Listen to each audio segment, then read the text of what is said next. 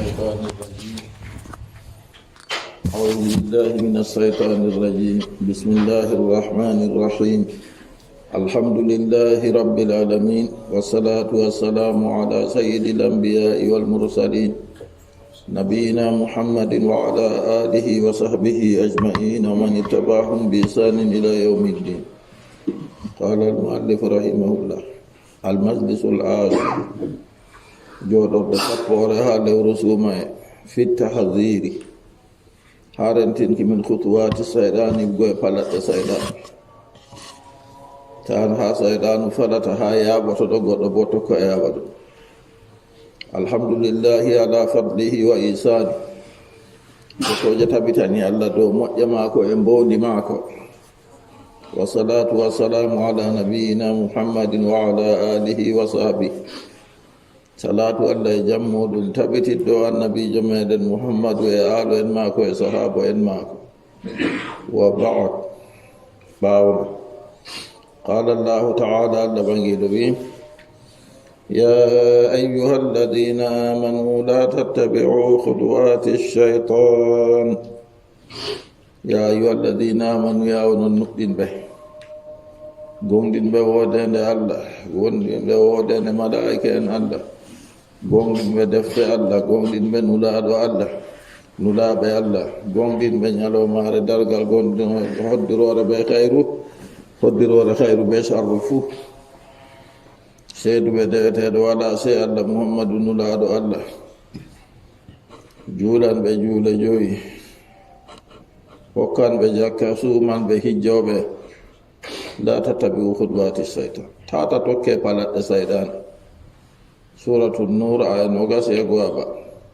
Yunadi ibadahu almu'minina fayamuruhum wa yanhahum. Allah moseni e wodani oɗo umra jeyaɓe maako nuɗɗinɓe, oɗo ƴewna jeyaɓe maako nuɗɗinɓe o umra ɓe o haɗa ɓe. Ya'muruhum bima yudkhiluhum aljanna, oɗo umra ɓe be ko naadata ɓe aljanna ɓe kuwa ɗum. Wa yanhahum amma yudkhiluhum an-nar, oɗo haɗa ɓe ko naadata ɓe yitetaka ɓe kuwa. Wa kullu ma amara Allahu ta'ala bihi fa innahu sababun lidukhuli al-janna.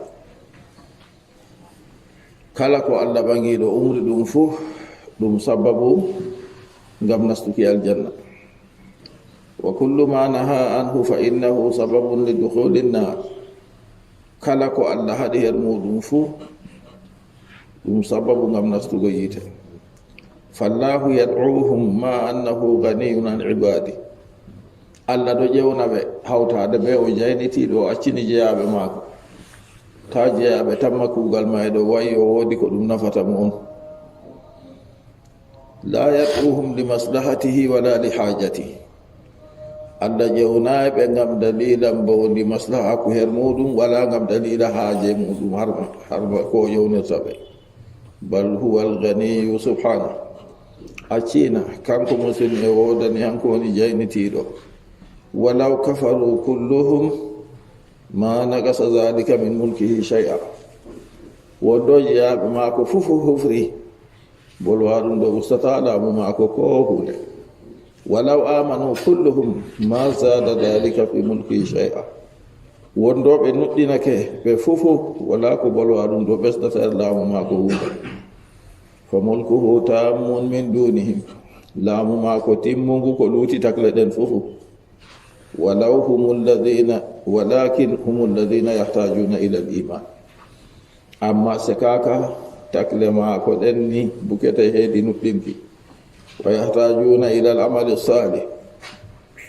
ɓeɗo buke heedi kuugal laamngal. Wa humul ladina yatadarraruna bil kufri wash-shirki wal ma'asi. Takle man kanje ɗen ni torrorto be keferaku be shirku be gedde. Fa huwa yad'uhum li maslahati. Allah ɗo ƴewna ɓe ngam maslahaku maɓɓe, ngam mbondi maɓɓe ha ɗum woɗana ɓe kamɓe on. Wa ya'muruhum li maslahatihim hum, oɗo umra ɓe bo ngam maslahakuji maɓɓe kamɓe ni. Wa yanhahum amma yadurruhum, oɗo haɗa ɓe bo ko torrata ɓe, accina ko torrata ɓe. Wa hadha min rahmatihi subhanahu wa ta'ala. ndaɗo nder hinna e Allah nder enɗam Allah mo sene magare wodani wa hadha a'zamu lfadli ndaɗo ɓuri mawnugo heedi ɓura ha moƴƴere Allah anna allaha yad'uka wa huwa ganiyun anka Allah ɗo ƴewne o jaynitiɗo o accinima wa anta turidu anhu wa anta mutajun ilay nden an bo aɗo ɗoylo Allah a jabatamo hawtade bo a bukaɗo her maako wa tabtaidu anillahi wa anta la tastagni anhu tarfata ayn aɗo woɗɗito a acca Allah nden a fotayi a jaynita a accina Allah bo ko maƴƴade yitere hada min al ajaib ndaɗo ka nder ka e fiji masin ɗum woni wa min diyai ra'yi non nder yeebago majjugo dabare wa fasadi tafkiri ɗum ɗon nder wonnuki numo wa kharabil uquli ɗum ɗon nder yirbugo hakkiloji walaw anna al uqula sadimatun wa sahiha wondo hakkiloji ɗi latake ɗi kisɗi nden ɗi jami ñaw wala hamaji nden ɗi sahiɗi la adrakatil hikmata fi awamirillahi wa nawahi da hakkiloji man ɗi keptanno ɗume woni hikima ha umroje Allah be kaale Allah wa annaha rajiyatun li maslahatiha hakkiloji man da ɗi lortananno heedi mbondi maji maslaha kuji maji fa in imtasaluha hasalu ala almaslahati alajilati wal ajila to ni ɗi misliɗi ni umroje Allah seniɗo ɗi kuwi kaale Allah seniɗo ɗi acci da ɗi keɓanno dow maslaha kuji maji jawɗum mo duniya be neɓɗum mo alahira ajila je be ayni ɗo jawɗum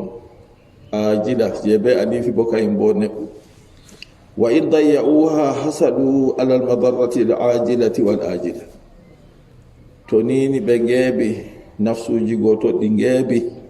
umroje go ɗi kuwawi kaale go ɗi mbaƴƴi ɗum yaake nden bo ɗi gasan kadi dow torra jawka ɓe nebka fu fa hum innama yulikuna anfusahum no yeccagoma kamɓe ɓe ɓeɗo kalka nafsuji maɓɓe wa yudayi'una anfusahum ɓeɗo ngeeɓa nafsuji maɓɓe kamɓe on Allah seniɗo ɗo umra ɓe ɓe palata ndake ndey ida hum aradu an taatillahi azza wa jalla to ni hamɓe ɓe ɓe ɗoyni ɓe acci ɗotanago Allah jaaɗiɗo mawɗo wa innama yanfa'una anfusahum ida amilu bi ta'atillah no yeccago ma ɓe ɗon nafa nafsuji maɓɓe on to ni ɓe kuuri ɓe ɗotanaki Allah faddararu wannafu wa'idun ilayhim torra nafaka fu lortojum yer maɓɓe fa ayna al uqul e to ka hakkiloji ngoni kadi ɗi keɓtata noon ɗo wa ayna tafkir e toye numo woni ɗi numata ko Allah umrata ɗi ɓe ko waɗata ɗi lakin qad tudmasu hadihi l uqulu fala yantafiu bi ashabuha amma se kaka hakkiloji man ɗo ɗi ɗon moyte ha warta jawmiji nafitorta be maji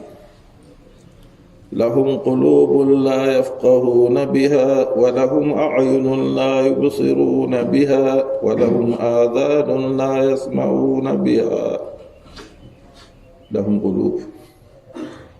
wodani ɓe ɓerɗe amma la yafqahuna biha ɓe pamrata be maje faamu waranaɓe ha ɓerɗe maɓɓe man wa lahum a'yunun la yubsiruna biha wodani ɓe gite amma ɓe girata be gite man ha ko nafata ɓe duniya e diina walahum adanum la yasmauna biha wodani ɓe noppi wodani ɓe narruɗi amma ɓe pamrata ɓe nanirta ɓe maji suratul arafi aya 119 yani ko Allah muyata la yafqahuna fikhan yanfa'uhum ɓe pamata faamu nafowuɓe wala yanzuruna nazaran yanfa'uhum ɓe rarata darɗe nafoje ɓe wala yasma'una sam'an yanfa'uhum ɓe nanata nanɗe nafoje ɓe wa in kanu yasma'una wa yanzuruna misla al-baha'im ko ngam ɓe latake ɓe ɗo nana ɓe ɗo yi'a bo amma ɓe mbayi ba yeru mummunteji ba yeru dabbaji tanzur walakin la tadri ɗiɗo dara amma se kaka ɗi anda faqad tazhabu ila ma fihi halakuha yiyama mako mum tawa yaha ha nokkure halaku e maga woni hen man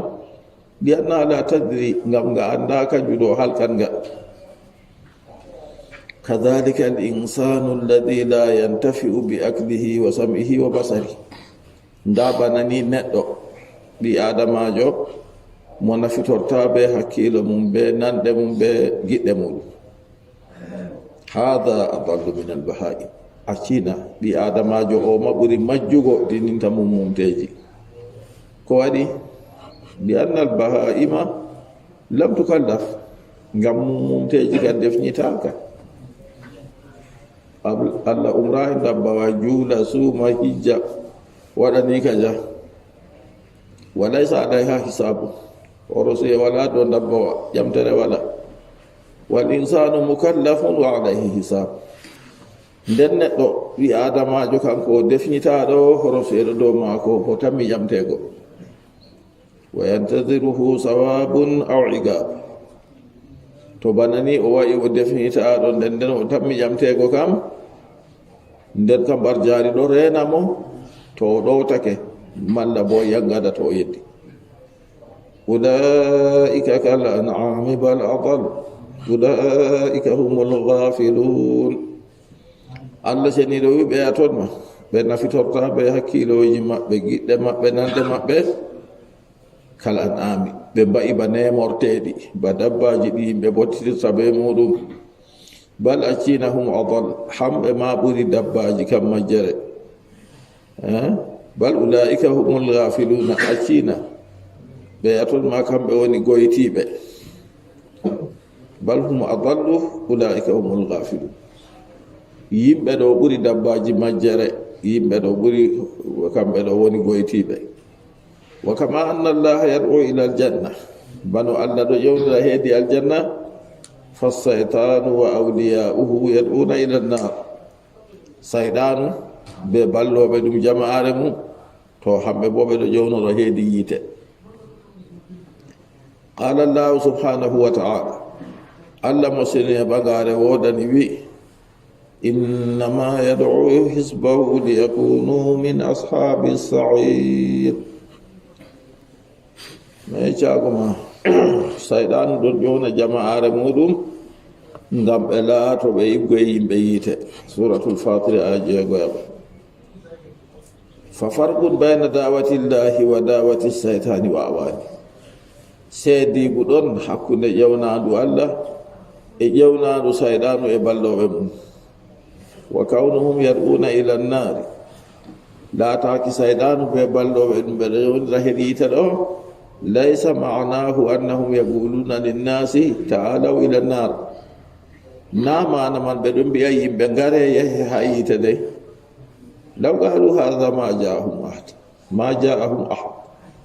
wondo sayɗanu be balloɓe mum mbino noon da ko goto warantaɓe walakin yad'una nnasa ila shahawati walmustalazzati almuharrama amma se kaka dey sayɗanu be balloɓe mum ɓe ɗon ƴewnira yimɓe heedi suunoji ko nafsu yimɓe suunete ko nafsuji yimɓe giɗi ɓe beltinaɗi karamɗi harminaɗi ɗi allah harmini ɓe beltinoro ɓe ma wa yuzayyinuna lahum lgabiha bi surati sayil hasan sayɗanu balloɓe mum ɓeɗo jaknana yimɓe ɓeɗo pawnana yimɓe hunde ñiddunde be suura hunde ɓurde woɗugo wa yudirruna bihim wa yukhdi'unahum ɓeɗon estaɓe ɓeɗon estoraɓe be kuje goo wa yuzayyifuna lahum ɓeɗon jaknana ɓe kuje goo nden ɓe wonnana ɓe hunde laatiɗe wonde ɓe watta bonnude nden ko laati boɗɗum go on ko laati kalluɗum on ɓe hollata ɓe boɗɗum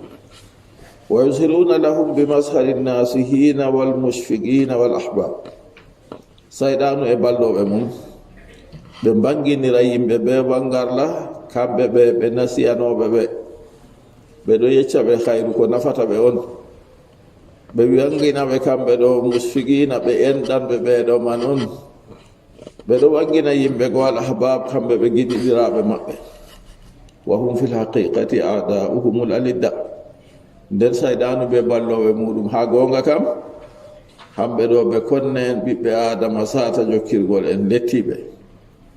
fa anta bayna dawatayni to an derrawo julɗo min be ma be oya fuu jonta kam en ɗon hakkunde jewnaɗi ɗiɗi ndaren taskiten kadi jewnadu nduye jaɓeten bayna dawatillahi subhanahu wa ta'ala ila aljanna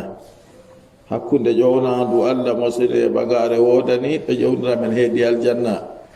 wa bayna dawati saytani wa hisbi ilanna ɓe hakkunde jewnadu saydanu ɓe jama'are muɗum ɓeɗo jownira ɓe heedi yite fanzur man tujib raaru boɗɗum kadi derrawo julɗo moye jaɓata wa hadha shay'un wadihun nda ɗo hunde lamde in kunta ala ta'ati wal istiqamati wa mahabbati alkhairi in kunta day na inna kunta wala sanu in kunta ala ta'ati wal istiqama to ni ana latake aɗo ɗo ɗowtanago allah aɗo ɓoosi ɗo lawol dina allah aɗo yiɗi khairu muhafijan ala alfaraidi aɗo reni ɗo farillaji wa idha umirta ila adai faridatin fansat wala taku fil ijabati wani to ni a ƴewnorama ha hokkugo farilla tiiɗa yawu ta laatu a neptanɗo ha jaɓago to ni a laati muhafijan ala alfaraidi a aynuɗo ɗo farillaji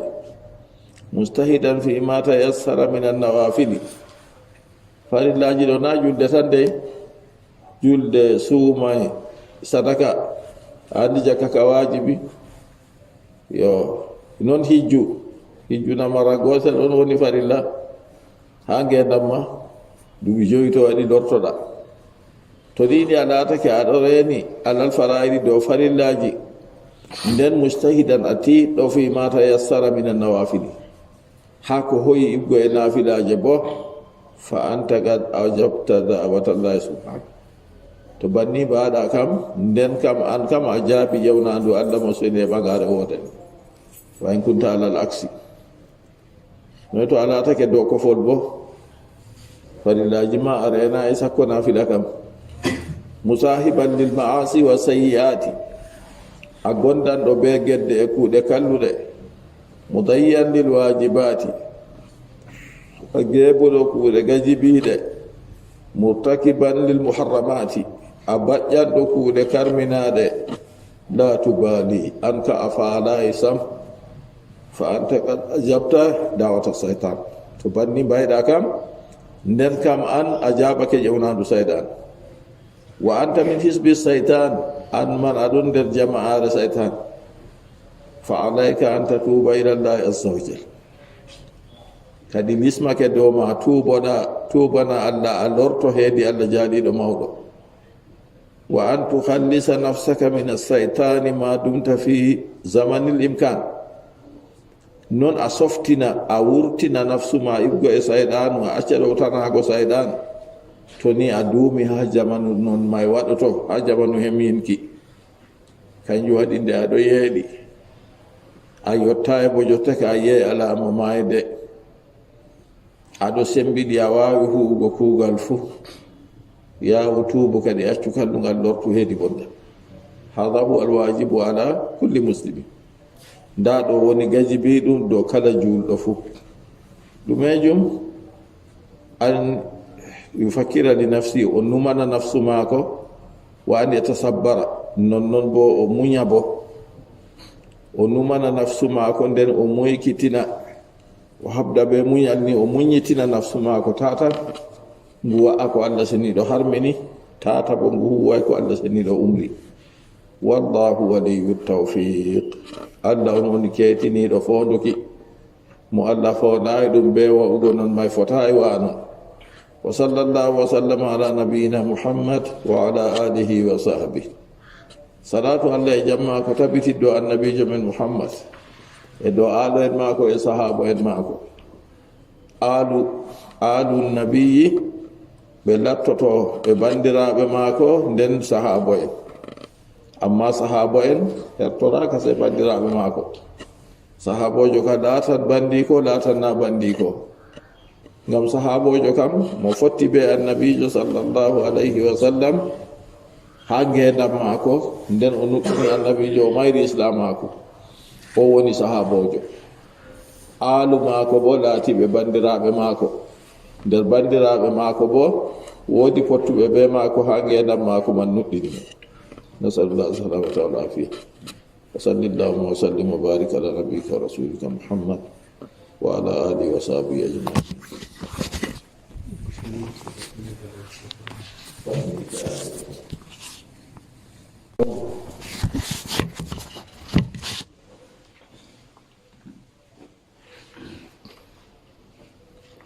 المجلس 11 في انتهاء العشر الأول ودخول العشر الأوسط من شهر رمضان وما ينبغي للمسلم أن يعمله قبل فوات الأوان. الحمد لله رب العالمين وصلى الله وسلم على نبينا محمد وعلى آله وصحبه أجمعين. قد انتهى العشر الأول من شهر رمضان هي ثلثه ودخلنا في عشر الثاني وهي الأوسط من هذا الشهر. بسم الله الرحمن الرحيم. الحمد لله رب العالمين والصلاة والسلام على سيد الأنبياء والمرسلين نبينا محمد وعلى آله وصحبه أجمعين ومن اتبعهم بإحسان إلى يوم الدين. قال المؤلف رحمه الله المجلس 11 جودور de sappo e go abre ha jodor le lewru sumaye fi intihai al-asr al-awwali hatim go sappo arande jo ha lewru sumay wa dukhul al-asr al-awsadi e nastugo bo sappo je cakaje min shahr ramadan e go lewru sumaye wa ma yanbaghi lil muslimi an ya'malahu qabla fawati al-awan e ko handani julɗo huwoke ɗum daga yeeso fataki wakkati o taskito ni ta ñalde sappo sakaje ɗen salani o huwayi ɗum. Alhamdulillahi rabbil alamin wa sallallahu wa sallama ala nabiyina muhammad wa ala alihi wa sahbihi ajma'in. Gettoje tabiten Allah jawmo takle salatu Allah e jamma ko tabitiddo annabijo meɗen muhammad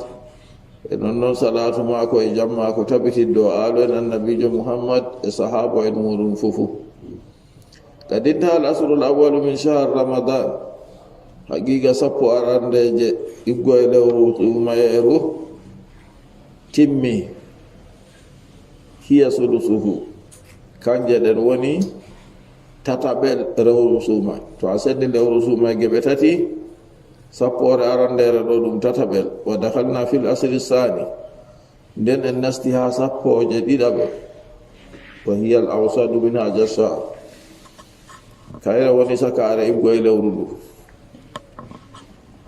فلنحاسب أنفسنا في هذه الأسر التي مضت كيف قضيناها. en horsita nafsu men en jamta nafsuji men en dara kadi sappoje sa arandeje a lewru sumayɗo no ɗe saalori kayfa qadaynaha no en timminiri ɗe wa hal hafisnaha bi ta'ati llahi azza wa jal bela en ndeniri sappoje arandeje ha lewru sumaye ɗo ɓe ɗowtanago Allah jaaliɗo mawɗo na. wastafadna minha en bottitorake be majena faman kana gad ahsana fiha on mo laati woni kugal mum ha sappo arandeje ɗe wa hafijaha reeni ɗe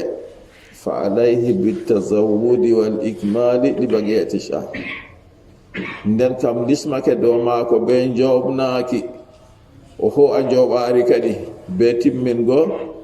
ko hori heedi lewru. wa man kana mufarridan fil asri al madiya mo laati kanum dammi ɗiɗɗo geeɓuɗo ha sappo arandeje saaliɗe wa mutakasilan joosɗo batinanjo fa alayhi bitawbati wal istidraki lima baqiya min haja shahr. nden ka lismake dow maako tuubu e habdugo hewta ko lutti ha nder lewru sumayeru ndu gabla an yafuta kulluhu daga yeeso fataki lewru wandu fufu. wa lam yahsul ala shay'in daga yeso lewru ma ndu fataki ndu fufu nder wala ko o heɓi. wa man kana musirran ala aljunubi wal ma'asi mo laati kayum jootiɗo dow junubaji e gedde walam yatub ila allahi inda dukhuli haja ash-shahr o tubanaki allah o lortaki ha allah wakkati nastugo lewru ndu wa inda mudi hajihi al-asri o lortaki ha allah ha timmaki sappoje harandeje ha lewru sumay fa alayhi bitawbati wannadami wa islahi al-amr lismake dow maako tuubu e wasmitaki e mo'ingi kuugal. fa inna al-fursata ma zalat biyadi weddirre occasion de seeday ɗum ha jungo maako fa lisanu fi haji dunya bayna salasati ahwal neɗɗo ɓi adamajo nde ha duniyaru ndu oɗon caka yakeji tati. alhalul awwal yake arandejo waqtun gal mada la yumkinuhu an yasta'ida wakkati jamanuru yake caaliɗo o fotayi o lorna ɗum hunde saali ha o wartira ɗum jonta kanjum ko arti saali waɗata. wa waqtun mustaqbalun la yadri ma yudrikuhu aw ma yudrikuhu non la yadri hal yudrikuhu aw la to e wakkati kuusitaɗo mustaqbalun kuusitaɗo aw mustaqbilun ko wakkati kuusitki yaake garanɗo ɗon bo o anda kadi bela o yottan wakkati man na malla o yottata mayda ɗon de. wa waqtun huwa fihi be wakkati ki woni her muɗum to fa alayhi an yaktanimahu qabla an yafuta ma al waqti al awwal wakkati ki wondi jonta ɗo lismake dow maako o bottitira be wakkati man kadi daga yeeso fataki wakkati man ba wakkati arande hifaatu. keña ka arti saali a wala dabare sam keña ɗo wartata keña ɗo ñalomare ndeere ɗo kam salasana nde metata lorgo salasa je warata ɓawo ɗo salasare wonde on nande keya ɗo saali wala no a waɗa a huway kuuɗe maɗe allah seni ɗo umrino ma ha maare a acci alarba ɗo a huwi kayna kanje hoddirle bana juulgo salasa man ɗo a juulayno a acci ha hande waɗa juuli ko a waɗanoyde darata ha nokkuɗe a juulanno salasa man sakko ma to a reni ha salasare warande saali kanjum kana kanjum. to hande bo wakkati mum ɗo lutti amma pamaru amma fu woodi no a habdata a heɓan ko a huwa hinde ko yiiɗa amma janngo wakkati ɗon a numa a dawra a waɗa no a watta fu hinde ko janngo yotta to janngo yotti ɗo a heɓan no a huwira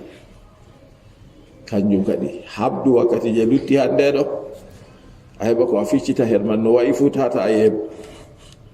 nden dawran janngo kam a ummida be wakkati ma kewoki wala ko ustantama her man. ما مضى فات المؤمل غيب ولك الساعة التي أنت فيها ما مضى كسالي فأنت المؤمل غيب alati an ka agelo hunde wirninde hunde may sali ba misalu mana wi ayo jonta ɗo mi laata mi pamarono ni ha mi heɓa mi janga waɗoto nan kay sali kadi ko watta ko a tokkirano habdu a janga jonta ko luttiɗo non amma a laata a warta a pamaro ha janga ka watta mamada fata al mu'ammalu gaybu hunde ko sali ɗo fatake ko a yelata ɗo bo ɗum hunde wirnide salide waɗata sey ɗume lutti walaka sa'a amma wodanima wakkati allati anta fiha ko a woni her mum jonta ɗo kam yawu huta waɗu atiɗan فلنعتبر بمضي الأيام أن تسكت ربي سألوك نيالو ماجي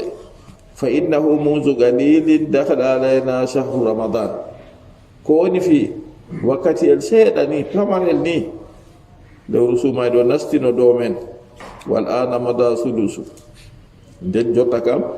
tataɓe lewru suuma e goo saaluri noy bi mudiyil asril awwali be saalugo sappoje arandeje wa ka annaha lahzatun aduma ba maƴƴade yiite rek useni hisude nden fuɗɗi sumgo ɗo anuma ɗum maƴƴade yitere. Walakin hadihi l ayamu mubaraka, amma se kaka kadi ñalomaje ɗe ɗe barkiɗinaɗe yake ndey ida kana l insanu qad istagallaha fi taatillah, to ni neɗɗo laatake botitiri ɗe heedi ɗowtanaki Allah. daga nde husuma yeeru dari goɗɗo ɗon ɗowtani Allah seni ɗo acci yeddugo mo kay o ka heɓi bote. Fa innaha wa in kanat galila, ñalomaje man ko ɗe laatake ɗe pamare sappo arandeje goo, fa innaha tuwiyat ala hayri, kanje man ɗo ɗe taggirama dow hayru. Wa dhahabat sahidatan lahu inda Allahi subhanahu wa ta'ala, nden ñalomaje man ɗe dilli bo ɗe seedanoje jawmu ñalomaje man heedi Allah, bima awdaahu fiha, be ko halfini Allah ha ñalomaje man, be ko huyamaje. Wa in kanat qad malaha bi sayyi'ati wal ma'asi, to o laati o hebbini ñalomaje man be kuuɗe kalluɗe e gedde, wal ghaflati wal mukhalafa, e woytuki e luutuki Allah, fa innaha satasadu alayhi yawm al qiyamah, ñalomaje man ɗe seedoto dow maako ñalomare dargal. Walakin ida taba ila Allahi wastaghfara ghafara Allahu lahu wa maha anhu ma aslafa min adh-dhunubi wa sayyi'ati. Amma se kaka to o tuubi o lortere Allah seniɗo, o farkitini Allah, o ɗaɓɓitiri Allah faranomo, to yake nden ka Allah moytinan mo ko saani ha junubaji mako ɓe kuuɗe mako kalluɗe fo. Wa taibu min adh-dhanbi kaman la dhanba lah, mo tuubi ha junuba o wayba mo junuba wala, nden kam liswake ɗo meɗen tuuboɗen kala yake fo. Annabijo sallallahu alayhi wa sallam oɗo wi'a ha nder du'aje mako, allahumma inni a'udhu bika an ushrika bika wa ana a'lamu wa astaghfiruka lima la a'lam. En ɓuri handugo kadi o wi noy, Allah miɗo moltore, miɗo ɗaɓɓitire kisdam no mi hawrane be hunde nde mi heedi ko mi andi. Allahumma inni a'udhu bika an ushrika bika wa ana a'lam, ya Allah miɗo ɗaɓɓitire kisdam no mi hawranama be tanama miɗo andi. Wa astaghfiruka lima la a'lam, miɗo ɗaɓɓitirama faade, miɗo ɗaɓɓitirama a yafami heedi ko mi hawranima mi anda bo. To a senden tan tuubuɗo lismake en kadi kala yakeji fuu, kanjum kadi lismake dow ɓi adamajo to ni o tuubi o lorani Allah, o ɗaɓɓitiri Allah faruye, Allah seniɗo faranimo, Allah yafanmo, moytanamo ɗum ko saali ha junubaji mako be kuuɗe mako kalluɗe. Wa taibu min adh-dhanbi kaman la dhanba lah, tuubuɗo ha junuba bo wayba mo junuba walanamo, to tuubiɗo ni Allah seniɗo yafano, accuka yafugo bo ma, na o huwi kalluɗum o yiɗi kanko ka Allah hisnamo yangata ɗum, Allah waytinamo kalluɗum man ma warta ɗum boɗɗum fay malaika en bindanamo ɗum. Illa man taba wa amana wa amila amalan saliha fa ulaika yubaddilu Allahu sayyi'atihim hasanat. Allah limti ha ayaji artuɗe ko yanata yimɓe mo huwi kaza, mo huwi kaza, mo huwi kaza, ha yetti Allah seniɗo wi koye na on tuuboɗo nuɗɗini huwi kuugal lamgal, ɓen kam Allah waylitan kuuɗe maɓɓe kalluɗe goo fu warta kuuɗe boɗɗe. A hiɓi adamajo a yi Allah seniɗo arrahman no hinnirta mo ba tagiri mo tagdi ɓurdidi woɗugo ɗo, non laati ɗo en ɗo mo bo so nato kanko on o yebake hoore mako Allah renen. Wa hadha min lutfillahi wa rahmatihi bi ibadi, nda ɗo ɗo nder enɗam Allah e hinnuki Allah jeyaɓe maako, annahu yumhiluhum, oɗo muñana ɓe, yimɓe ɗo huwa gedde, yimɓe hawranamo betana maako, yimɓe hufranamo fuu oɗo acci ɓe ni, oɗo riska ɓe, oɗo ñamna ɓe, oɗo yamɗini ɓe, oɗo hokka ɓe. Wa annahu yatagabbalu tawbatahum idha tabu ilayhi wa yamhu khatayahum, nden Allah seniɗo jaɓan tuubu maɓɓe to ɓe tuubi ɓe lortake Allah, Allah moytan bo fiiji maɓɓe. Walakinna taksira yati min qibalil abdi, amma se kaka ramminki ɗo wara daga jiha jeyaɗo Allah. Fa innahu huwa alladhi yuhrimu nafsahu min hadhihi lahazati, kanko woni mo harminta nafsu maako ha wakkatiji ɗi. Wa min hadihi nafahati e daga ɗiɗo ɗo ko warata daga hinnayeji Allah. Wa min haji lawgatil mubaraka e oɗo harmina nafsu maako e goye wakkatiji barkiɗinaɗi. Huwa alladi yuhrimu nafsahu, kanko on mo harminta nafsu maako. No harminta nafsu maako bo fatamurru alayhi min gayri an yastafida minha, wakkatiji goɗi gara ɗi saalo dow maako ko luutino o bottitira e maaji. Tamurru alayhi wa qad adarra bi nafsihi fiha, wakkatiji goɗi ɗon saalo dow maako haqiqa o torri nafsu maako en wakkatiji man. O huwi kuuɗe ɗe Allah seniɗo haɗimo ko bo ko Allah umrimo o huwayi. Wastamalaha fi gayri ma huwa fi salihi,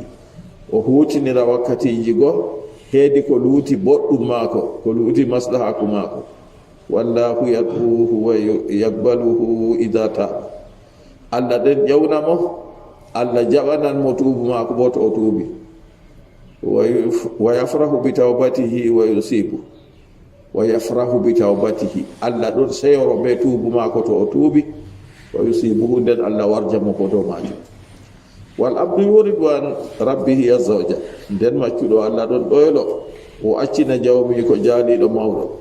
Wallahu yad'uka wa huwa ganiyun anka, Allah ɗa ƴewne amma o jeytiɗo ha ma, wala ko a nafata mo dey. Walakin rahmatuhu nonnona, walakin rahmatuhu wa hilmuhu subhana, amma seka aka hinnaye Allah, enɗam Allah, ñeyal Allah mo seni e woɗani. Wa fadluhu e moƴƴere Allah yad'uka ilayhi subhanahu wa ta'ala li hajatika, Allah mo seni e ɓagare woɗani oɗo ƴewnire her maako ngam dalila haaje ma an on a mari haaje ha maako kanjum waɗi oɗo ƴewne. Wa manfaatika wa anta turidu anhu, oɗo ƴewne ngam nafakka ma ko nafete na an on nafowo Allah, nden an bo aɗo ɗoyla acca mo. Wa anta mutajun ila llahi, a bukaɗo her Allah bo aɗo mari haaje ha maako bo. La tastagni anhu tarfata ayni, a fotai a jaynita a acca Allah ko maƴƴade yitere. Wa hadha min al ajabi min haja al insan, nda ɗo ɗon nder kaya fi goye o neɗɗo. Mada al aslu al awwal walakin bimadha mada min a'malina, sappo arandeje ha lewru sumayeru saali, amma kadi ɗe saalidi be ɗume nder gurdam men. Wa bima jastamalnahu, be ɗume kutiniri sappo arandeje ɗe. Wa bimadha tawaynahu min al amali, be ɗume en taggiri sappo arandeje ɗe iggoye kuugal. A yiyay to a windi kuuɗe ma, a windi a timmini, a tagga ɗerewol man ka a haɓa resana. To sappo arandeje ɗo en taggiri kuuɗe men ɗume be maaje. Liyatadhakkaru kullun minna hadha al amra fi haji al asr, kala goto nder meɗen fu siftoru fi o heedi sappo arandeje ɗe allati madat saaliɗe. Wa fi gayriha min umrihi, e non ɗon ñalomaje caalinoɗe ko luutiɗe fu, kala goto meɗen fu siftoru kadi fi o ha gurdam muɗum. Fa alayhi bitawbati ila llahi azza wa jalla, lismake dow ko moye fu tubago lorago heedi Allah jaaliɗo mawɗo. Wastidraki lbaqi min umrihi, e hewtugo bo ko hori ibgo e gurdam maako. Goɗɗo numa daga yande ñuufi ha wargo hande man ɗo, o numa bo jotta ka gurdam maako ko lutti, aw hande aw janngo yonki wala mo andi. To jotta kam o tiina kadi ha huwugo ni kuuɗe boɗɗe ni ha ko lutti ha gurdam maako. Wal baqi min mawasimil khayri qabla an tahuuɗa, e non ko hori ibgo e nokkuje kuuɗe khayru daga yeeso ɗum fataki. Haji al asrul wasat, ndaɗe sappo cakaje. Kana nabiyu sallallahu alayhi wa sallam ya'takifu fiha, annabijo mo salatu Allah e jam muɗum tabitani sappo cakaje ɗo laatake oɗo waɗa itikafu er maaje. Wal itikafu manahu al baga'u fi al masjidi li ta'atillah, ko woni itikafu bo mana muɗum horago joɗugo nder juulirde ngam ɗo utanaki Allah. Kana sallallahu alayhi wa sallam yabqa fi masjidihi al-layla wan nahar, o salatu Allah e jam muɗum tabitani o laatake oɗon hora nder juulirde maako jemma e ñalowma. Yatafarragu lil ibadati wa tilawati al-qur'ani wa dhikri, annabijo ɗo ferwano rewugo Allah e jangugo qur'anu e innuki Allah. Li ilmihi anna hajihi al asra annaha asrun azima, ngam anduki annabijo sappoje ɗe sappoje sakaje ɗo kanje man ɗo ɗum sappoje mawɗe de tedduɗe wa annaha asrun mubaraka kanje ɗo ɗum sappoje barkiɗinaɗe fala yadruku shay'an minha yafutu biduni an yastamilahu bi ta'atillah kanjum waɗi annabijo accata huunde fu nder maje fata salani ko luutino o hutinira ɗe heedi ɗowtanago Allah li annahu ko luuti o hutinira hunde man ha ɗowtanago Allah li annahu sallallahu alayhi wa sallam yarifu qadra alwaqti ngam hanko annabijo mo salatu Allah jam muɗum tabitani o laatake oɗo andi daraja wakkati wa yarifu qimata alwaqti haqqal ma'rifa o laati oɗo andi daraja wakkati ɗo haqqi anduki فكان صلى الله عليه وسلم يتفرغ من أعماله الجليلة النبي لا تكدون فرو إبقى يكود ماكو تدولة التي كان يزاولها في سائر السنة لأولاتنا ورطاكو تربيم ودمها ورانو هدانة وهي كلها عبادات كودة النبي هو تحدى الهدانة فهم ما جدهم دوي وكلها في طاعة الله كلا ما جدفو ما جاد أوتناكي الله وفي صالح الإسلام كلما جد فوف ما جد هذا يدكو ودنت إسلام والمسلمين بيجول به ولكنه أما سكاك كانكو فيها جساري لورلو يتفرغ للعبادة والإقبال على الله عز وجل ودون فرو هيدي دول بهو ستاق ماكو دو الله جالي دو موضو فكان يعتكف الأسر الأوسط النبي جلاتك دون ودا إيتكافها سبو شكاجه يتحرى ليلة القدر ودن هدر ودن دبتا جمار هدرك التي قال الله تعالى فيها دند الله بقي دويهر مودون إنا أنزلناه في ليلة مباركة إنا كنا منذرين فيها يفرق كل أمر حكيم الذين دوي إنا أنزلناه من جبني كاين القرآن في ليلة مباركة جمال بركة دينان إنا كنا منذرين من بملاتك من وجنوب فيها يفرق كل أمر حكيم هذا الجمال هدرك go دون سندرت كلا في مؤنا دفو كيتا دفو سورة الدخان آية 7 يقول آية 9 وقال تعالى إنا أنزلناه في ليلة القدر وما أدراك ما ليلة القدر ليلة القدر خير من 1000 شهر الله سنلوي إنا أنزلناه من جبن كاين القرآن لما أنزلناه القرآن في ليلة القدر هذا الجمال هدرك وما أدراك ما ليلة القدر e moy andinima hunde nde andinima ko wiyete jemmare hoddirki kala nde anani wa ma kaza fu heɗu to aya garan ka wawɗo wadda tafsiru man alqariyatu mal qariya to tafsiru ɗo waɗa inna anzalna fi laylatil qadri wa ma adraka ma laylatul qadri to tafsiru ɗo waɗa laylatul qadri khayrun min 1000 shahr nda ɗo woni kadi to anda jemmare hoddirki ɗo jemmare man nde ɓuran lebbi ujunere suratul qadri aya arande aya gotataba nonna wa haji laylatu fi shahri ramadana qatan jemmare hoddirki ɗon nde ɗon nder lewru sumayeru no tawi tabiti walakinaha la yudra min ayi laylatin min layali amma sekaka kayre may nde andaka kadi ha jemmare ndeye nder jemmaje lewru suumay to nde annama no kana jam jemmare wonɗo to hakkilay ko hotugo ñama fu goɗɗo hotata togo waala julurde waala jaggugo waala naafugo waala torugo Allah taw o winde ɗon nder lewru suumay nder lewru suumay non noon amma jemmare ndeye to kañum ka jemmare man andaka yahtamilu annaha fi awali layla eftinan jemmare laylatul qadri ɗon nde wona ha aran jemmare nder lewru suumay wa yahtamilu annaha fi akhiri layla eftinan bo kayre nde wona ha ragare jemmare ha jemma julde wa yahtamilu annaha fi ma bayna dhalik eftinan bo jemmare man de wona ko woni hakkude balo aɗum ɗo daga jemmare arandere ha yago jemmare julde ɗo eftinan bo nde wona caka ɗo la ya'lamu ayya laylatin min ramadana illa Allah subhanahu wa ta'ala wala mu andinde ye jemmare iggo e lewru suuma on laylatul qadri woni ko ina Allah mo so neɓangare wote faqad akhfaha an ibadi Allah seni ɗo suuɗi jemmare ma accini jeyaɓe mum wa bayyana fallaha min ajli an yastahidu fi jami'i shahri nden o wangini ɓural maare ngam ɓe tiiɗo ha nder moggal lewru fuu fa yakuna ajruhum a'zama indallah yaake nden kadi mbar jaari maɓɓe laata ɓura mawnugo heedi Allah faman istahada fi jami'i shahri mo tiiɗi ha moggal lewru suumay fufu wa qama layaliha haja shahri o ummi o naafi jemmaje lewru ndu fufu fa innahu yakunu qad darraka laylatal qadr kanko man ɗo o laatoto fa kanden to o hewti jemmare hoddirkigo faman istahada fi jami'i shahri non lortake na wa qad adraka fadla hajihi layali kullaha haqiqa o hewtake kadi ɓural jemmare nde fufu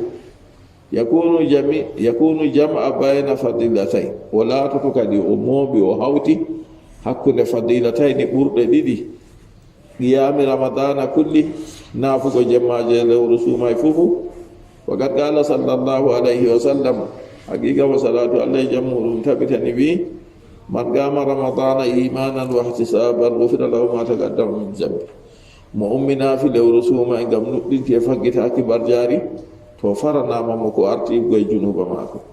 wa kadhalika adraka laylatal qadri allati hiya khayrun min alfi shahr na wino heɓi o hawri kuje ɓurɗe ɗiɗi da gotel kam naafugo jemma man non bo hande oɗo naafa jemma go o hewti fahinta jemmare hoddirki jemmare nden nde laati nde ɓuran lebbi ujunere ay al amalu fiha khayrun min al amali fi alfi shahr kuugal ha jemmare hoddirki ɗo ɓuran kuugal ha lebbi ujunere ɗi jemmare hoddirki go wala nder mum wa hadha fadlun azimun fi laylatin wahida nda ɗo ɓural mangal ha jemmare woore al amalu fiha khayrun min al amali fi alfi shahr kuugal ha jemmare man ɓuran kuugal ha nder lebbi ujunere qalilun min annasi man yaisu alfa shahr famɗi nder yimɓe mo wurata lebbi ujunere li anna alfa shahrin tazidu ala 80 sana ngam lebbi ujunere ɗo ɗi ɓuran duuɓi 18 fa qalilun min annasi man yu'ammiru 30 sana famɗi ha nder yimɓe mo wurata duuɓi 18 yu'ammiruha kullaha fi ta'atillah nden o wuro nder maaji bo fof oɗo ɗowtana Allah ha toy kadi pamaraku jew ñufayno ɗon jew dillata o yiilo ha duniyaru ɗo ɗon jew ñamata ɗon wakkati o ɗanoto ɗon a yiɗo ɗo na wane mako ko o wuri duuɓi ujunere ɗo e duuɓi 18 ɗo laatata ɗi fo oɗo rewa Allah ka to nden jemmare nde ni jemmare woore to oɗo rewa Allah ni hokkan mo dewal ko ɓurata duuɓi 18 hada fadlun min Allah nda ɗo ɗo ɗum moƴƴere daga Allah wali kawniha lam tattahid fi laylatin muayyana ngam laatuki jemmare go nde hertaka ha nde seefa no wiyete nde hertaka ha jemmare seefande kana nabiyu sallallahu alayhi wa sallam yataharra kanjum waɗi annabijo o salatu allah jammuɗum tabitani o laatake oɗo hoddira nde oɗo taskitana nde wa kana yatakifu l asra al awsat o laatake oɗo waɗa itikafu sappo ragare noyi sappoje sakaje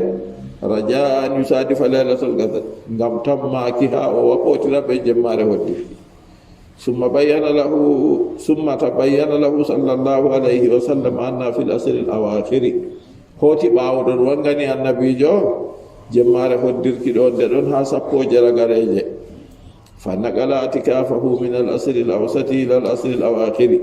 se o sottini itikafu mako kadi ha sappoje sakaje go o hoori ɗum ha sappoje ragareje yaltamisu laylatal qadri oɗon ɗaɓɓita jemmare hoddirki allati dhakara allahu fadlaha nde Allah wolwi ɓural muɗum wa nawwaha bi sharafiha o wolwi o laɓɓiniri be teddugal maare wa huwa sallallahu alayhi wa sallam yantahiju al furasa al khayyira annabijo mo salatu allah e jam muɗum tabitani o laatake oɗon botitiro be weddirreji be occasionji cuɓaɗi wala yadruku say an yadiu min umri annabijo accata hunde yeeba ikku e gurdam muɗum wala yadruku lfadaila o accata kuuɗe giɗaɗe wala yadruku lawgati lfadila nonnoon o accata wakkatiji ɓurɗi tasabudi dilla biduniya nastafida min ha ko ɗuuti o botitora hen maji ma amalahu sallllahu alayhi wa sallam min al amali ljalila hawtaɓe deɓe ɗum ko wodani annabijo e kuuɗe tedduɗe wal amali allati taajiju anha ljibal hawtade be kuuɗe ɗe o huwata ko koseje ma fota e huugo irin noon fa huwa sallllahu alayhi wa sallam kana atqa nnasi lillah nabijo mo salatu allah e jam muɗum tabitani o laati kanko ɓurata laɓɓinango allah kanko ɓurata yimɓe fuu laɓɓinango allah wa kana ahwafa nnasi lillahi azza wa jalla wa akhshahum lah o laatake kanko ɓurata yimɓe fuu hulgo allah jaaliɗo mawɗo ɓurata yimɓe fuu yankinanago allah wa ma hada kana yahrisu ala haji lawgati lfadil hawtade ɓeɗo fuu o laati oɗo eelano dow wakkatiji ɓurɗi ɗi wa yagtanimuha wa yataharraha oɗon botitira ɗi oɗon hoddira ɗi o taskitina ɗi fa hariyun bina wa nahnu lmuksiruna kadi ɓuri handango enen dammitɓe ha kuuɗe wa nahnu ahlul kasali enen yimɓe mbatinan yimɓe joosu wa ahlul gaflati enen yimɓe woytere wa ahlul zunubi wal ma'asi enen yimɓe junubaji be gedde hariyun bina an natanabbaha li anfusina kadi handani men enen ɓe en finditina nafsuji men en fintanina nafsuji men wa an nastangila haji il ayyama non noon en suhloro ha ñalomaje ɗe wa haji hillayali ɓe jemmaje ɗe gam lanta fuuta daga yeeso fatukinmaje nden lanta uud kanje kadi metata lorugo bo to ɗe sali ɗo ɗe sali fa nahsiraha nden warta en rusɓake hermaje en do'i hermaje wa hiya min amarina nden ñalomaje ma boɗo ɗon nder e gurdam men ɗe hisateɗe ma yamurru alayka lahadatun aw yawmun aw usbun aw sahrun aw sana wala ko salata dow ma maƴƴade yitere ko ñalomare ko asawere ko lewru ko hitande illa wa dhalika min umrika walan yawuda ilayka koye na kanjum ɗo ɗum ɗon nder gurdam ma ɗum metata lortago ha ma bo walakin ida tubta ila llahi wa aslata al amala amma se kaka to ni a tuɓani allah moƴƴini kuugal wa tadarakta a hewti wakkati ma ko saligo taballahu alayk allah jaɓan tuubuɗo ma wa amma ija stamrarta fi lmukhalafati ija stamrarta lena istamrartu wa amma ija stamrarta fi lmukhalafati amma to nini a dogake dow woytuki dow lutuki allah wa fil gaflati yedi woytuki wa fil iradi yedi ɗoyluki dhahaba umruka kulluhu khasaratan alayka nden ka gurdam ma ngendam ma fufu dillan ɗum rusɓare dow ma a do'ake kama qala subhanahu wa ta'ala bano allah mo so neɓagare wodani wi wal asr innal insana lafi khusr illa alladhina amanu wa amilu salihati wa tawasaw bil haqqi wa tawasaw bis sabr wal asri allah huɗorake ɓe asri wakkati asrina julde asrina ko ɗum jamanoru fu wiyete al asr la yusalu amma yafal allah ka ƴamata ker ko o huwata wa hum yusalun amma jeyaɓe allah ka ƴameteɓe o hunoran ɓe ko o yiɗi fu to allah hunori ɓe hunde bo anda o teddiri nde kadi inna l insana la fi khusr ɓawo hunayre mako ngo o winoy ande kala neɗɗo kala ɓi adamajo fu tabbiti nder rusɓare tabbiti er do'ere aya soodi kuje ma wari ha sorrita heɓa riba dada ceede mama a heftay sakko riba kam ɓi adamajo to wari rewayi allah ɗo gam dalila dewal on o tagana nde o rewayi allah ɗo jotta ka o doƴƴi kadi nden allah seni ɗo ittitini da ayaɗo to haaɗi no banni kan to rawani se allah ittitini illa alladina amanu wa amilu salihat koyna ɓen nuɗɗiniɓe kuwi kuuɗe laaɓɓe ɓe nuɗɗini darage imanaku joyogo ɓe nuɗɗini wodende allah wodende malaika en allah accuka nuɗɗinki wodende allah tan ma ɓe nuɗɗini kanko tan on deweteɗo ɓe nuɗɗini wodende malaika en allah defte allah ɗe allah jippini ɓe nuɗɗini nulaaɓe allah, ɓe nuɗɗini ñalomaare dargal waɗan, ɓe nuɗɗini hoddirore hayru be sharru fu. wa amilu salihati, ɓe kuwi kuuɗe laaɓɗe daraga islama joyi, ɓe ceeɗi ndeweteeɗo wala sey allah muhammadu nulaaɗo allah, ɓe ɓoosi julde, ɓe hokki jakka, ɓe suumi, ɓe kijji, ko ɓe ɗo kaɓɓi ɗum nder ɓernde maɓɓe. nden ɓaawo ɗum wa tawasaw bil haqqi, ɓe gasawtiri goonga, rewrugo allah ɓe dow laawol goonga ko annabijo waddi, acca yeddugo allah. wa tawasaw bis sabri, ɓe gasawtiri ɓe muñal, ɓe muña ɓe ɗowtano allah, ɓe muña ɓe acca yeddugo allah. suratul asri aya arande aya gotataba. fa kullu insanin khasirun yawma alqiyamati illa man ittasafa bi haji sifatil arba'in. kala neɗɗo, kala bi adamajo fu rusɓiɗo do'iɗo yande dargal koynamo tindiniri be tindinoje nayi ɗe: al imanu billahi, nuɗɗinki allah, wal amali sali, kuugal lamgal, wa tawasi bil haqqi, wasotirki be goonga, wa tawasi bis sabri, wasotirki be muñal. faman ittasafa bi haji sifatil arba'i, mo tindiniri be tindinoje nayi ɗe, naja min hajil khasara, on kam hisibgo e rusɓare nde. wa rabiha wastafada min umri, o ka heɓi riba, botitorake bo be gurdam muɗum. wastafada min mawasimil khayri, o botitorake be jamanuji khayru. wa kanat hayatu khayran, genam mako laatake kañum on ko ɓuranimo. wa man dayya hajihi lfuras, amma mo yeeɓi weddirreji ɗi, occasion ji ɗi, fa ajil awqatil fadila, e ɗiɗo wakkatiji ɓurɗi o yeɓake ɗum. wa hadha al umra, e gurdam mako ɗam, fa innahu yakunu khasiran yawma alqiyama, kanko o lattoto o dusɓiɗo ñalomaare dargal, o do'iɗo. li anna ribha innama huwa bil amali saliha, e caaguma riba ɗum kam laatorto be kuuɗe laaɓɗe. wala yusarrifu fil amwali, riba ɗum wala ha jawle, wala bil jahi, wala be darajaji, wala bin nasabi, wala be leño. wa innama rifu bil amali saliha, no e caaguma riba kam be huugo kuuɗe laaɓɗe. fa in kana linsanu, fa inna kana noyne kadi, fa in kana linsanu wuffiga lil amali sali fi hayati hadi, to ni neɗɗo foodama be kuugal laamgal heedi ngendam maako ɗam, fa hada huwa rabihu, da o on woni ribiɗo kadi. walaw kana min afgari nnasi, ko o laatake kanko ɓuri yimɓe fu talakaku. walaw kana min adna nnasi fi nasabihi, ko o laati kanko ɓuri tullidirgo yimɓe fu ha leñol maako. aw min martabati, malla kanko ɓuri tullidirgo yimɓe fu ha daraja maako. ma dama annahu fi ta'atillahi azza wa jal, nde ni kanko o duumake oɗo ha ɗowtanaki allah jaaliɗo mawɗo. fa huwa al azizu inda allahi wa huwa sharifu inda allah, kanko woni tedduɗo kadi heedi allah. wallahu la yanzuru ila al assami wala yanzuru ila al jamali, allah laarata ha ɓalli, ɓalla ma mangana ko walla ɓalel pamarel, allah laarata heedi mboɗirka. goɗɗo boɗɗona ko ñaftoni, allah faalaka ɗo fu. wa innama yanzuru ila al amali salih, no e caagoma allah ɗo laara heedi kuugal laamgal. wa huwa alladi tartaqi bihi al abdu, kuugal laamgal ɗo kanjum on maccuɗo allah e gorto towirta be majum darajatan inda allahi azza wa jal, daraja maako towira heedi allah jaaliɗo mawɗo. lutti jurna mahama kana nasabuhu, ko noye leñol maako laati, to yiɗi leñol maako tullidirgol to kuuɗe woodini o towan.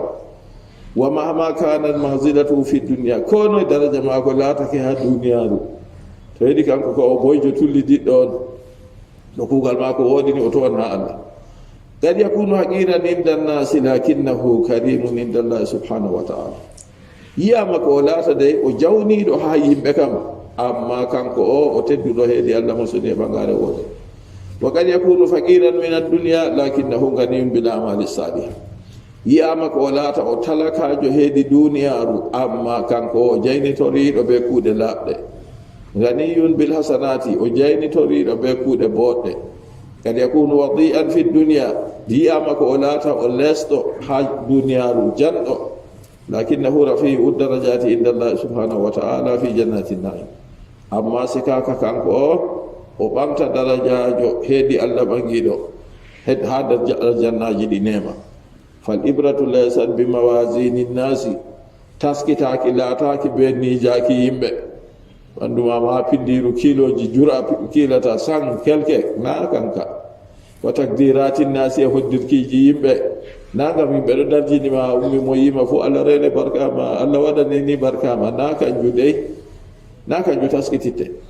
wa innama al ibratu bil amali salih no yeccagoma taskitaki kam be kuuɗe laaɓɗe on inna akramakum